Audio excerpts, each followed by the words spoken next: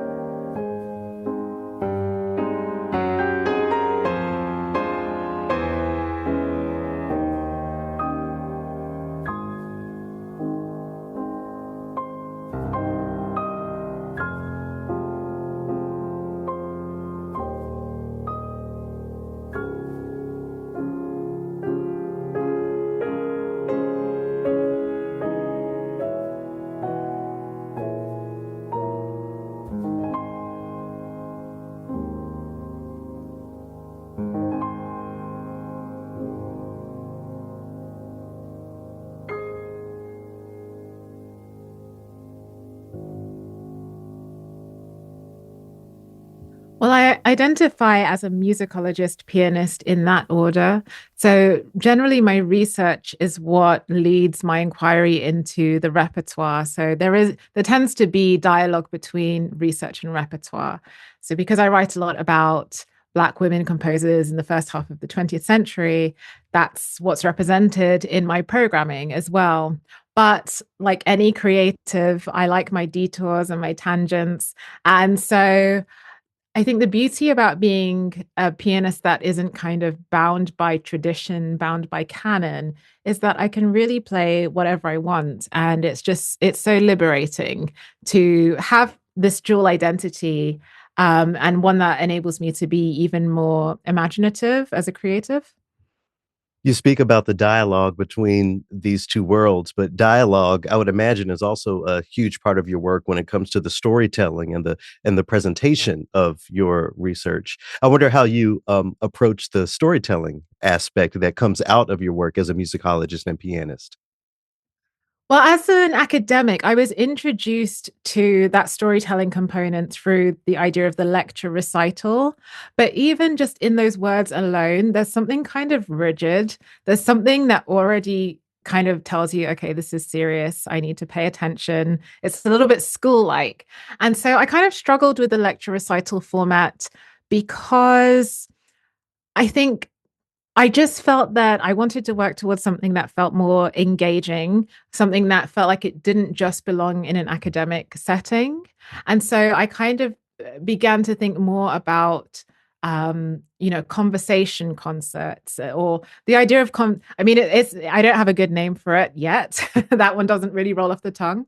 But in terms of just conceptualizing it, how can these programs be a conversation? If I'm going to talk about the music, if I'm going to introduce it, how can I get the history in there, as well as just getting sort of the more human side in there, and not just the human side of the composers, but who I am as well as a human being, as a person.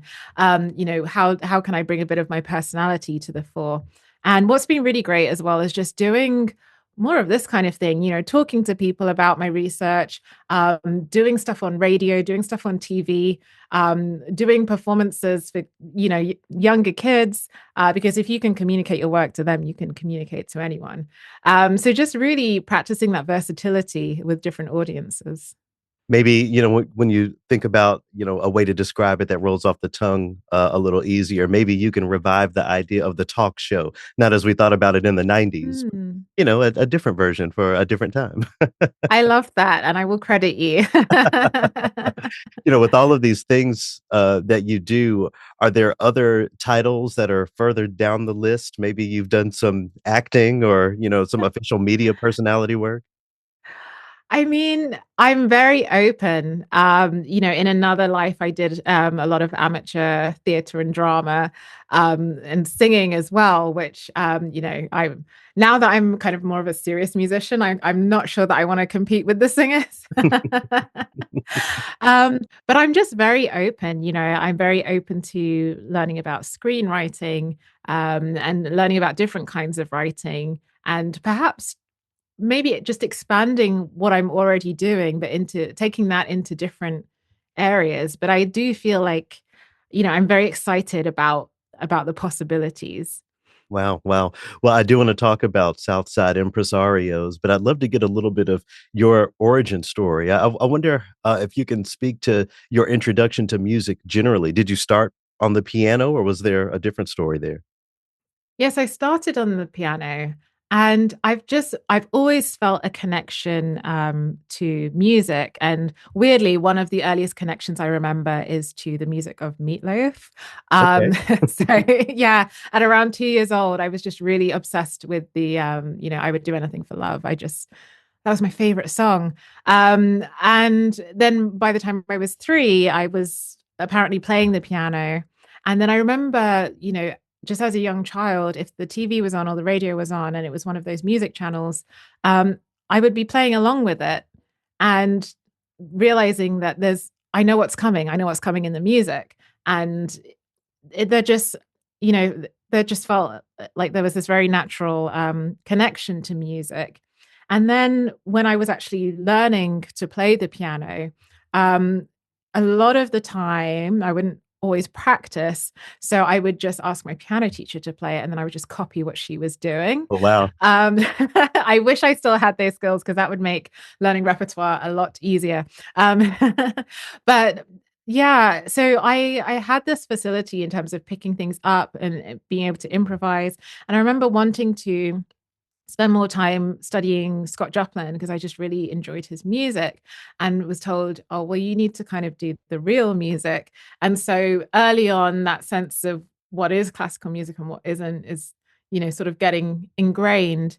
But I would say really it wasn't until after university and kind of establishing who I am as a pianist and the kind of repertoire that I want to play, that I really felt like a pianist because I didn't go to conservatoire.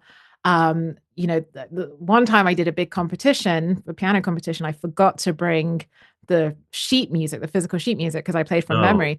So I was disqualified right from the beginning. So I don't have, the conventional story of a pianist, and I don't feel like I tick the boxes of what a pianist is supposed to do, and especially not what a classical pianist is supposed to look like. But something about the piano has just kept pulling me in. And I realized earlier this year that writing is my passion, but piano is my superpower. And sometimes it feels like a burden, as superpowers can do. But I also know that it's something that is a part of me and always will be. And it's such a special thing that I have to keep it going.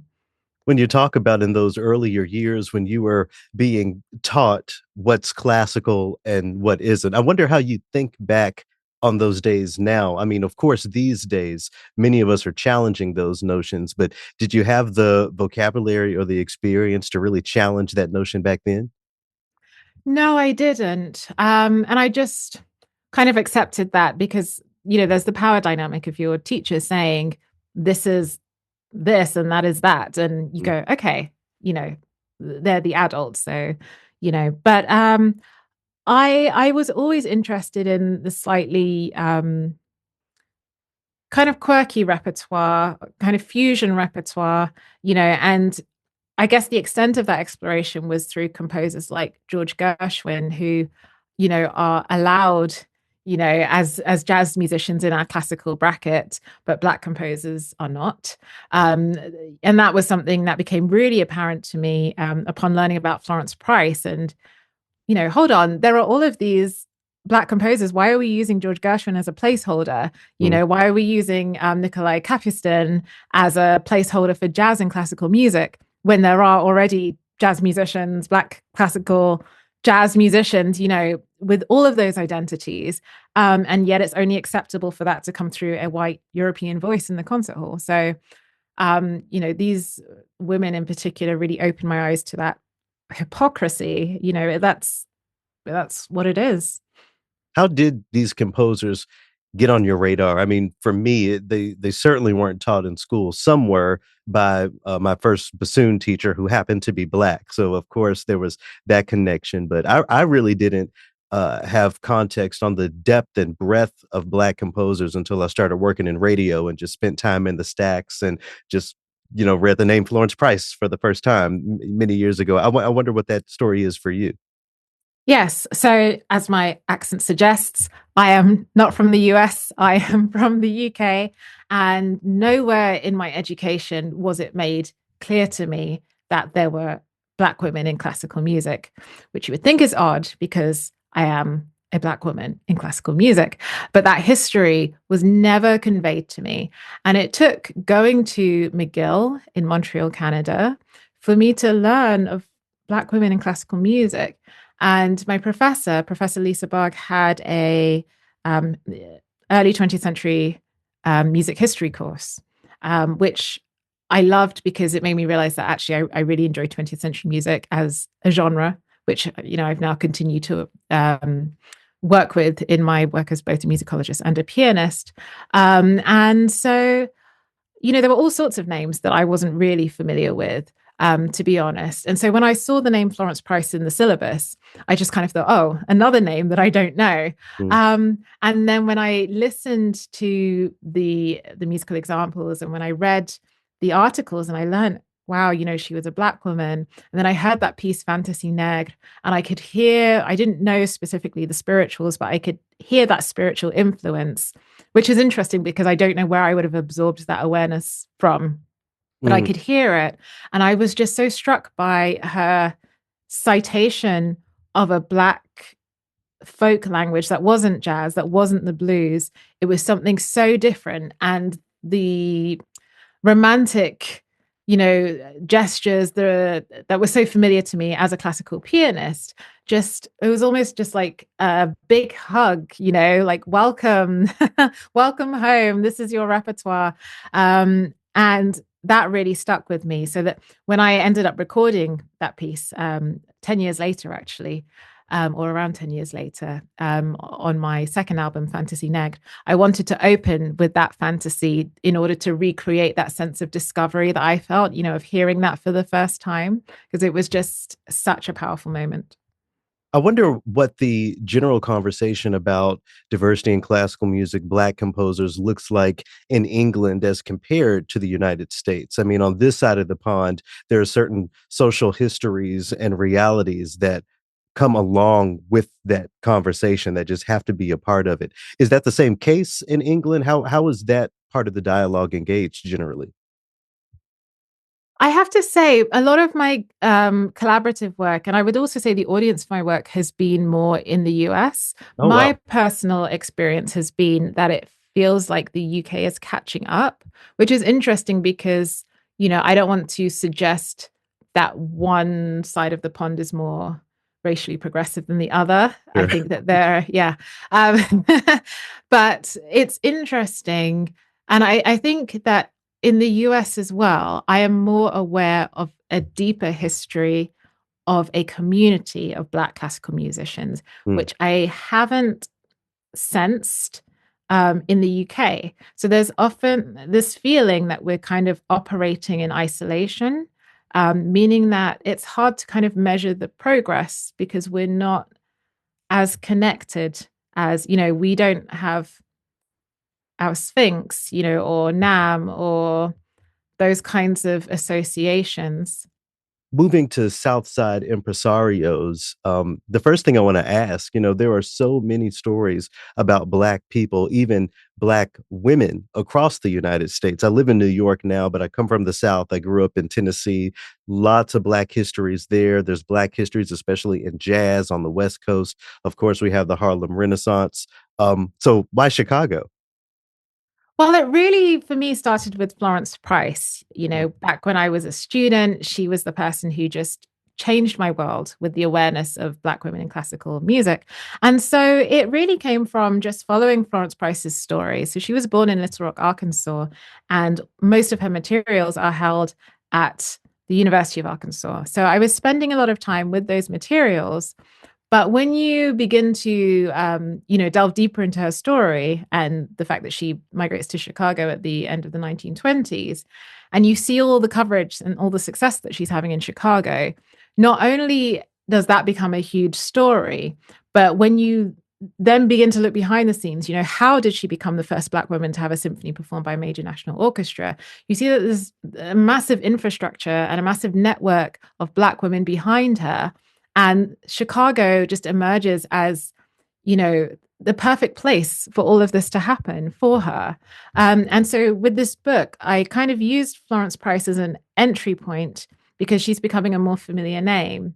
But, when you talk about the Harlem Renaissance, people don't always think about Chicago. If Mhm. you talk about music in Chicago, people don't always think about classical music. So there are all of these strands that emerge that have not been fully explored. And so it became a book about Chicago.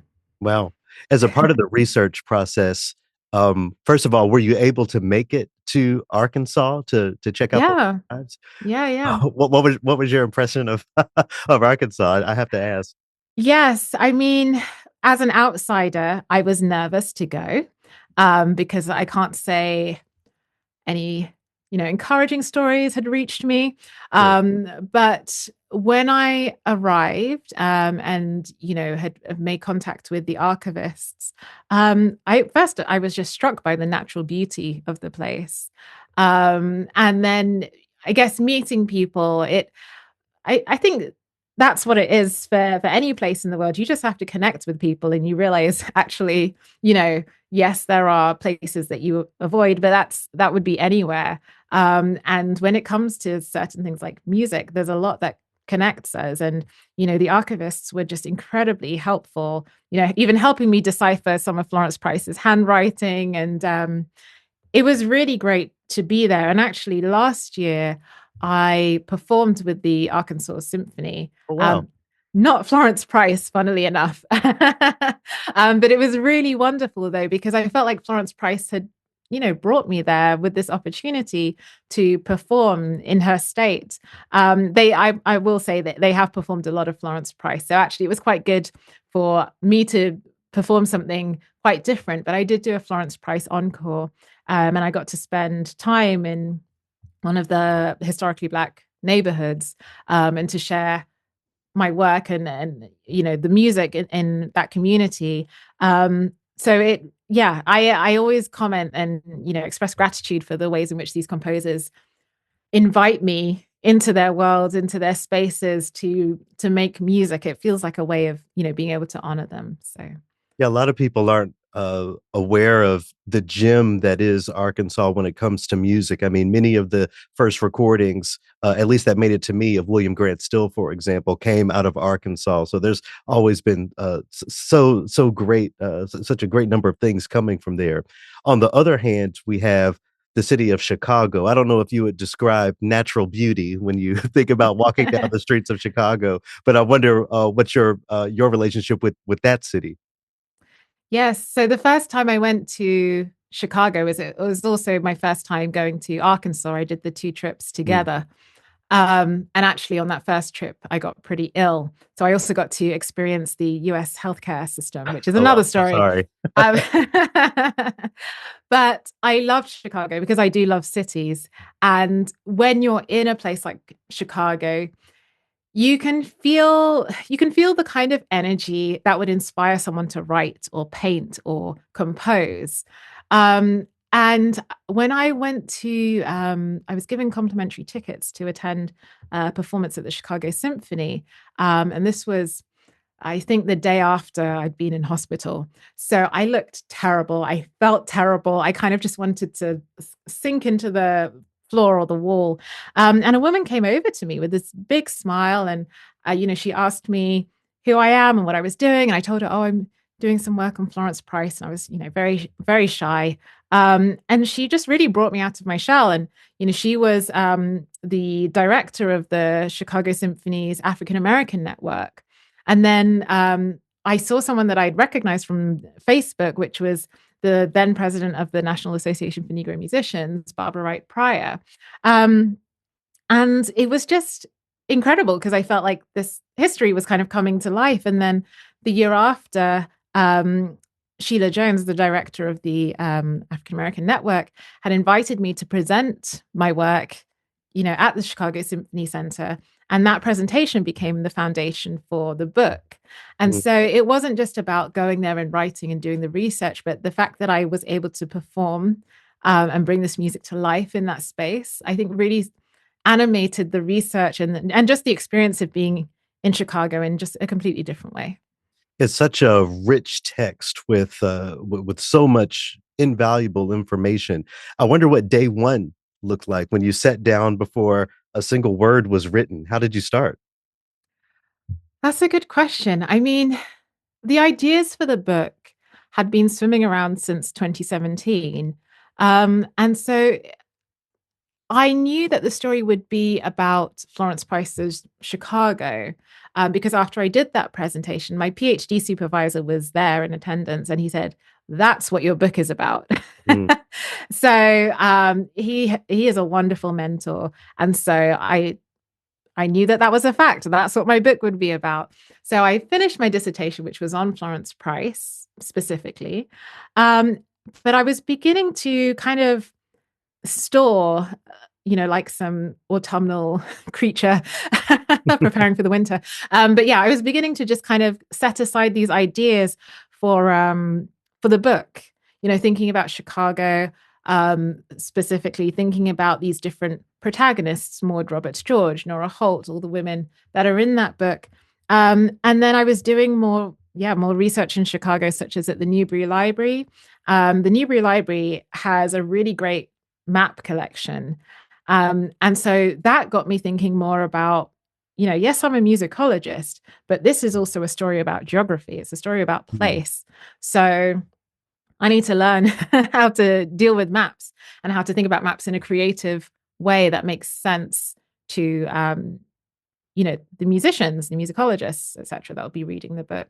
So all of these ideas and experiences are kind of, drip feeding their way in. And then it was really landing a job at the University of Oxford, which was just a pure research position where I was like, okay, now I've got the time to write this book. And I was just writing, writing nonstop. I would say because I'd written a few articles, not just academic ones, but even just stuff on my website, Mhm. everything just kind of came together. When it was time to write, the book was essentially there. But I would also say, though, that through writing, it wasn't really until I had written my first draft that I really got a sense of, yes, this is the story. But there was a lot of momentum leading to that moment. So I can't tell you what my first word was, but I can tell you what sparked it, and it was that experience at the Chicago Symphony in 2018. Oh, that's beautiful. Well, one thing I wanted to point out about this book for folks, at least here stateside, who read it, the descriptor race women is a little unfamiliar to me and maybe unfamiliar to other people. Should we think about this as an equivalent of Black women, women of color, just for people's context? Yes, I think, yes, it means Black women, but there's also a class distinction there as Mhm. well. So it captures women of a middle to upper class bracket. It captures women who position themselves or were positioned as leaders of the race. So this is following on from W.E.B. Du Bois's talented 10th ideology, which Mhm. is where the top 10% of the African American population will lead the masses and be sort of that bridge to assimilation with the dominant culture. As flawed as that approach and ideology was and is, that was sort of the toolkit that this particular class was using in order to survive and thrive under incredibly oppressive structures. So this term race woman or race man as well, it not only recognizes race but the distinct, class delineations. Because the fact is, well, we know this with Nina Simone. If Florence Price had been born with a different complexion, with a different class background, we might not know about her as a Mhm. classical musician. And I think that is something that we don't talk about. I think people kind of stop at she was the first Black woman to have, so and so. If she had been born in the UK, we probably wouldn't be talking about her as a Black woman because the language around race is different.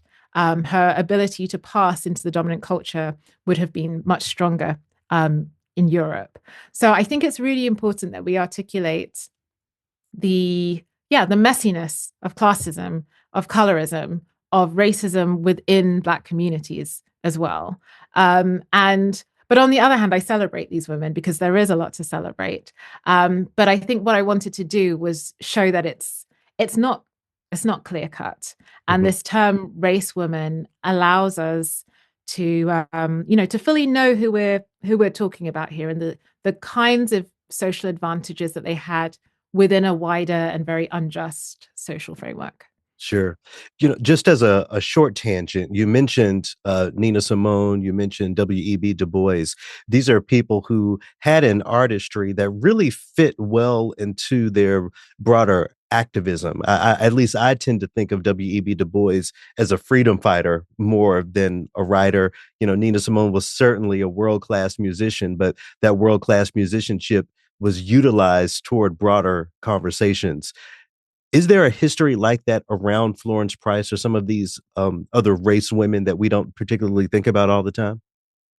I definitely think of Nora Holt as an activist in a slightly different way, though, because one of the things about race women is that they were respectable. And Nora Holt wasn't always respectable, which I really like about her.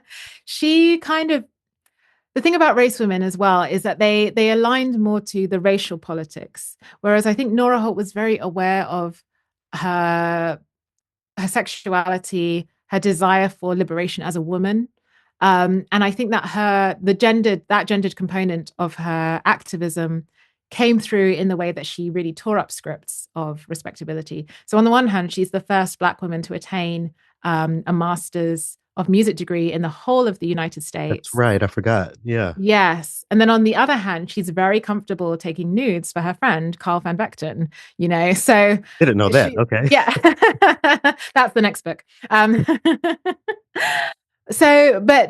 that's thinking about the time, thinking about what we know about Florence Price, who comes across as very conservative. Mhm. Um, I think that there are race women who are using the privilege that they have to kind of poke more at the confines of Black female sexuality. And Nora Holt's a really interesting person, I think straddling those very different worlds. Were there any standout discoveries? I mean, I know that you came to this work familiar with Florence Price and others, but in the process, are there any standout things that you learned that you like to share? I would definitely like to share the incredible experience of hearing Margaret Bonds's voice Oh, for the wow. first time. Um, because so I was familiar with an essay that she wrote, which was her reminiscing about that time, in Depression era Chicago, and what it was like when Florence Price had to stay with her. And it just comes across as really serious. But then when you hear Margaret Bonds tell the story, and I put this in the book, she bursts into fits of laughter and says that Florence Price was a procrastinator. And so that was just really beautiful to hear because of how much it humanizes the story. It was also really exciting to see the work come to life through the maps that I had commissioned for the book, because I guess there's just something about seeing the information in a way that's not necessarily prose, just seeing the number of houses and institutions and clubs and all of these things in that geography. And that's just the tip of the iceberg, because there are so many names that obviously are not in the book that haven't been documented. So that was really exciting. But then there was also, a moment that's more serious that I address in the conclusion of the book, which is the realization that, Maud Roberts George, who underwrote the contract for Florence Price's symphonic debut with the Chicago Symphony, has a really sad end. And the more that I spent time sort of reading how that was documented, almost the sadder it got, really, which I think, earlier I was talking about race women leading lives of relative privilege. Her end is a reminder of just how fragile, how delicate the situation is for Black women, regardless of their backgrounds, regardless of their financial, backgrounds or their social lives. Um, yes, she in many ways suffers a fate that you would. Well, the whole point of racial uplift was to avoid, you know, certain tragic ends, Mhm. and yet she's in a way kind of succumbs to that. So, there were a range of revelations from the joyous laughter of Margaret Bonds to the rather tragic end of Maud Roberts George. Well, it is good to hear about Florence Price being a bit of a procrastinator. Maybe that makes me feel a little better about my procrastination. But I appreciate your sharing some of the, not so light aspects of this work. I wonder what you do with that sadness. It's one thing for us to read these stories and feel for them, feel for their legacies, but what do you do with those emotions? How do you turn that into something of use or a point of learning for future generations? Yes, well, as I was spending time, particularly with the very sad episode in Maud Roberts George's life, part of how I approached it was to experiment with my writing style, Hmm. to write in a way that wasn't going to be objectively cold as an academic, to write in a way that also wasn't sensationalizing the story. And in finding a way that I'm personally very proud of. So I don't care what anyone else says. I'm very happy with how I approach this because I felt like I got to also bring in the complexities that I experience as a classical musician. Um, you know, the sense that there is a perception in that, pursuing classical music, you're pursuing whiteness, but actually through pursuing classical music, I am the most myself I have ever felt in my whole life.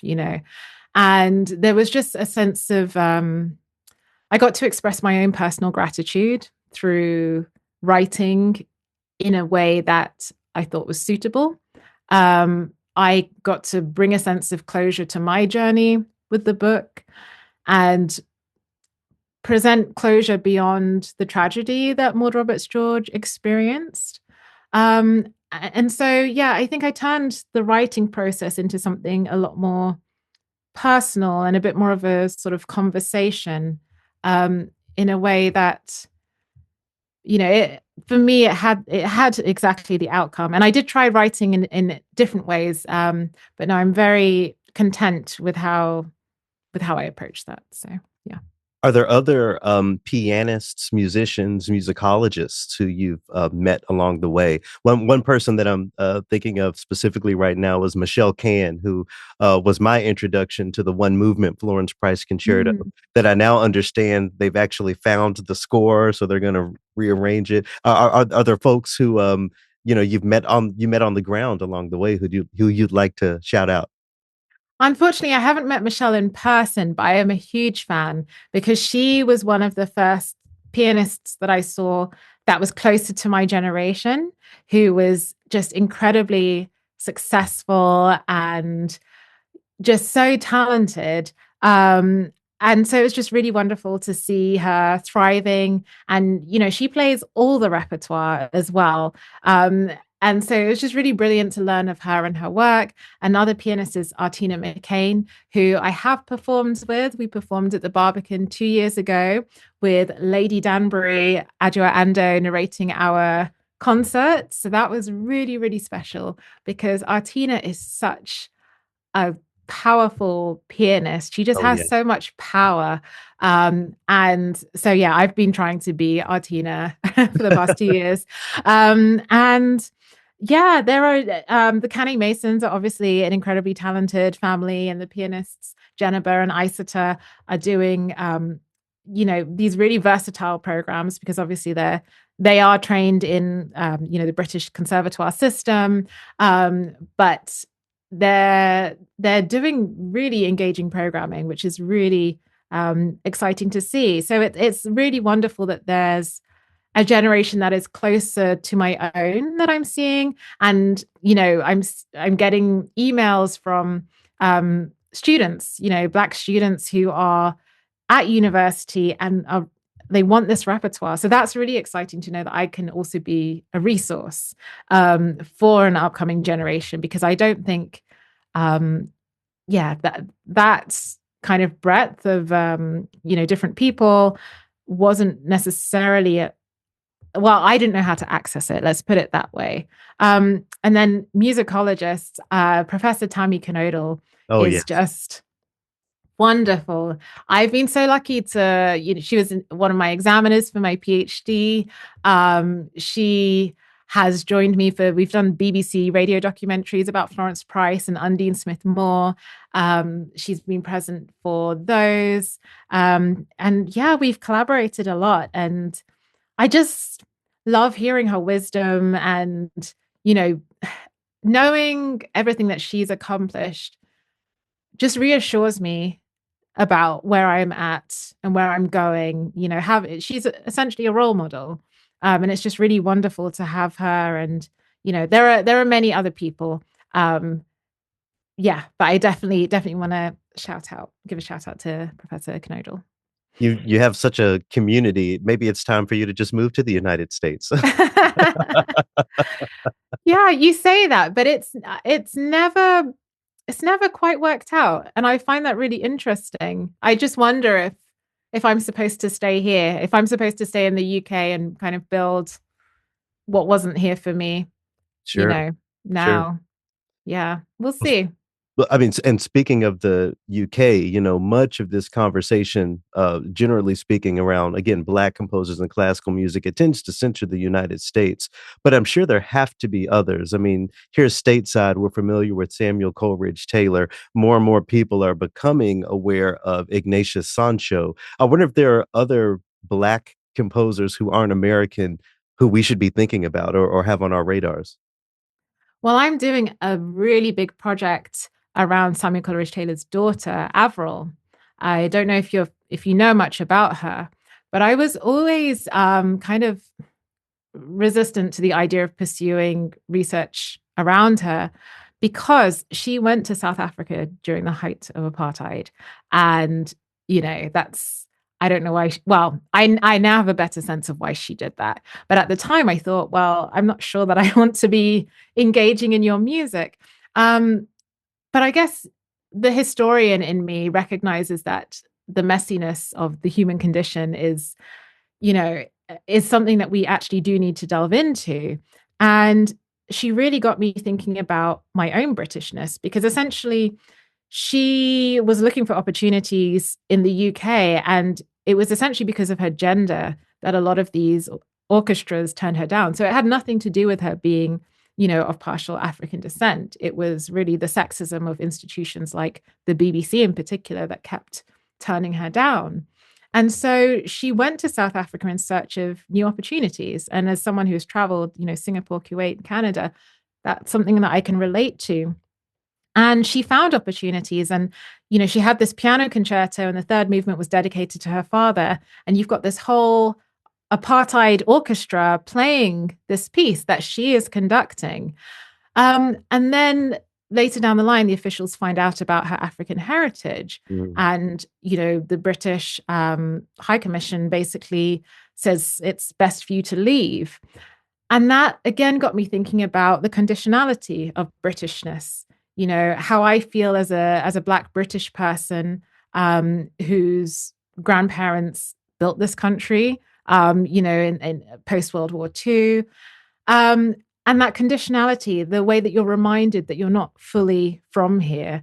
Mm. And, had she been a white woman or without the African ancestry, her story would have been completely different. And so I felt less sort of accusatory towards her and a bit more empathy in terms of, her mentality, and rightly so, was that she was British. Mm-hmm. And so she wanted to seek out the opportunities as a British person. Um, so anyway, the long story short, even though I gave you the long story, I'm recording her piano concerto with the BBC Philharmonic, which feels really special considering that it was the BBC that continued to reject her. So it's also wonderful to bring to life the third movement of the piano concerto, which is dedicated to her father, and suggests to me that despite her misguided decision to go to South Africa, she never forgot her African roots. Wow, wow. Well, that's exciting. We look forward to hearing more about that. Well, I do know that much of your work centers a historical narrative, but I was curious about any engagements you have or any thoughts on contemporary music, music by living composers. As much as we fight the uphill battle of making sure that historically marginalized composers get their time in the limelight, living composers of all stripes also face a very similar challenge, considering the way that we position classical music generally. I wonder how you think about that balance between honoring the historically marginalized and honoring those who are writing music today. Well, yes, for a while I didn't play music by living composers. And the first time that I properly engaged with, contemporary composers was for a performance that I gave in 2019 in Chicago, which celebrated Black Chicago women composers past and present. So I played the music of Regina Harris Baiocchi and also the late Dolores White, who passed away last year. And both of them were present at the concert. So that was incredibly special. And I played their music alongside Florence Price and Margaret Bonds. And it was just really wonderful to have that dialogue of past and present. Also, I was playing in the Chicago Cultural Center, which, as Regina later told me, was a space that Florence Price and Margaret Bonds spent time in. So you can see why geography is so important to this book, because it's not just about, oh, I'm playing a recital in a really pretty concert hall. It's, I'm bringing this music to life. I am creating these vibrations that will be absorbed by the same walls that these women were in. It's incredibly special. And then, writing Southside Impresarios really made me think about how can I also be more of an impresario. So I actually commissioned a piece based on my book. And the title of the piece is Bravura, because I was just kind of obsessed with this title for quite a while, because it's got this very masculine energy, but this feminine ending, which I just love the conversation or polarity or whatever it is around that. And I asked the Cuban composer Camila Cortina Bello, who we actually met in Singapore. We were both living there many years ago. She took flight, went to Berkeley, is this amazing jazz pianist and composer. And as she's doing that, I'm sort of pursuing my path as, developing into this academic and pianist. And so the piece also feels like a really wonderful celebration of that journey as well, of our sisterhood, of our, emerging trajectories over the years. But I asked her if she would do a Florence Price theme based on Fantasy Negre and a Margaret Bonds theme based on Troubled Water. And she sent me the piece last, I think, October 2023. And I think that's the fastest I've ever learned something, because I was blown away by what she had created. And just last week, actually, I performed it at the Barbican in London, and Camilla was there.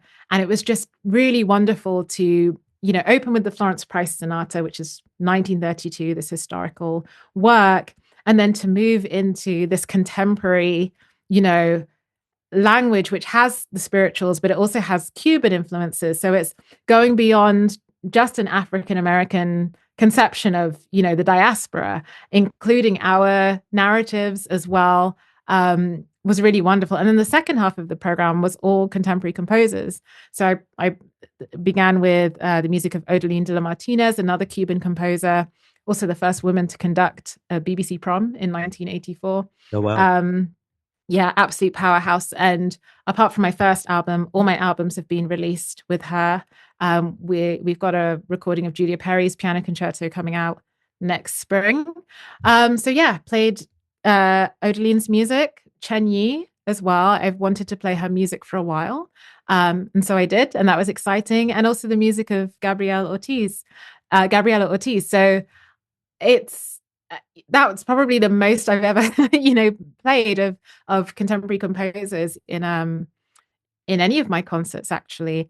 And I loved it. It's one of my most favorite programs of the whole year. So I can definitely see myself heading more in that direction. But I think for me, the key was the storytelling component. All of these pieces in some way narrated very strong, very assertive women. So it wasn't just a case of, oh, that's a woman from that place, that's a woman from here. And, it was more the through line of women's assertiveness and women's power. I'm hoping that makes sense, as opposed to definitely kind of tokenistic. Yeah. Indeed. Yeah. Well, I mean, you are definitely, your assertiveness comes through beautifully in Southside Impresarios. How can people get their own copy of this? You can get a copy of Southside Impresarios from the University of Illinois Press website. And if you go to my website, which is Samantha Ege, ege.com, and you click on books, you can see the discount code for 30% off from the University of Illinois Press. Wonderful, wonderful.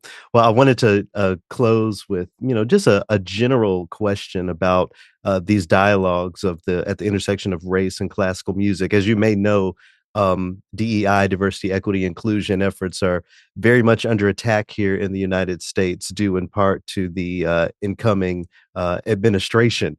I wonder how you would convince people who are uncomfortable with bringing race into the conversation of classical music and to help them understand the significance of these dialogues.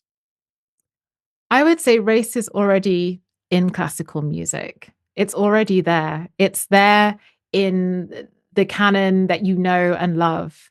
It's just that you don't talk about it, but it's already there, and it's also there in what is excluded. And I encourage you to listen, to just listen to music.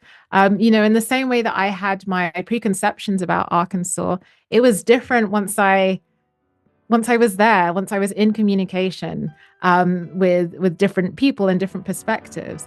And surely music is supposed to be something that connects us.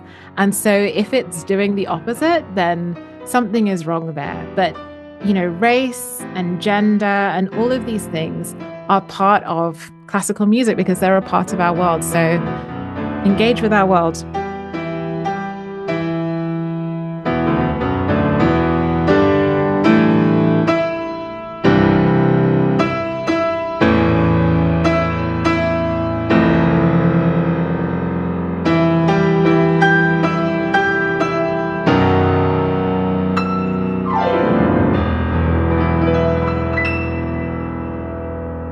Samantha at the piano there in that performance of one of the works I'd consider a part of the Black Canon, a tune called Troubled Water, written by the late great Margaret Bonds, another very important Black woman of classical music who has definitely been celebrated here on Trilloquy before. Thank you, thank you, thank you, Samantha, for coming onto the show and for all of the transformative work that you're doing. Looking forward to grabbing a cup of tea with you next time I'm on your side of the Atlantic. I have links for you to check out all of Samantha's work and more about her in the description of this opus. So be sure to check her out if you're unfamiliar.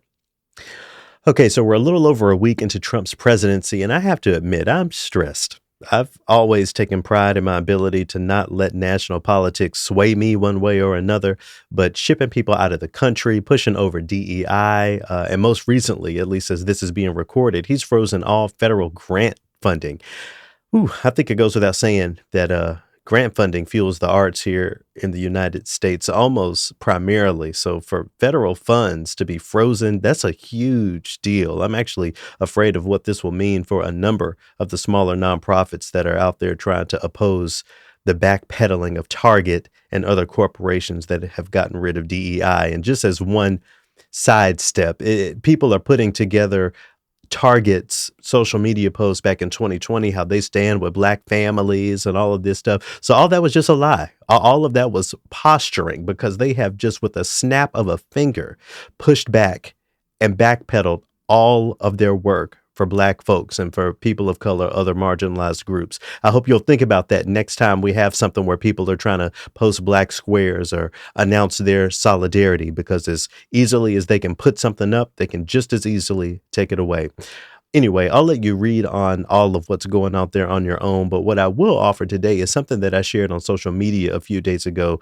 And it's still on my mind. And I can't quite remember if I've already shared this with y'all. So if I have, consider this the degree to which I can't shake it off. So in a staff meeting, maybe about 5, 6 weeks ago, the team at ACO was discussing the idea of nothing being too far-fetched in our new political reality, mainly in response to the report to your plantation text that went around immediately following the election.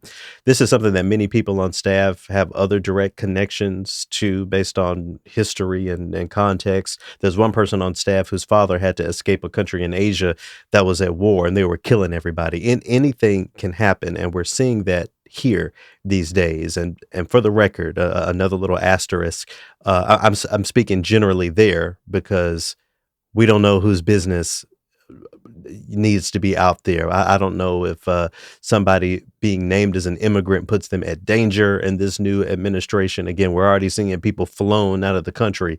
So That's why I'm speaking a little generally there. Anyway, to lighten the mood of this conversation, of this staff meeting conversation, I sort of jokingly ensured the staff that they didn't have to worry about me because my personal and professional track record confirms that I'll be the most unruly, disobedient slave on the plantation. Now, so now that we're a week into Trump's presidency, I can't help but to think about that a little deeper, how our personal track records relate to how we'll resist against oppressive realities or not.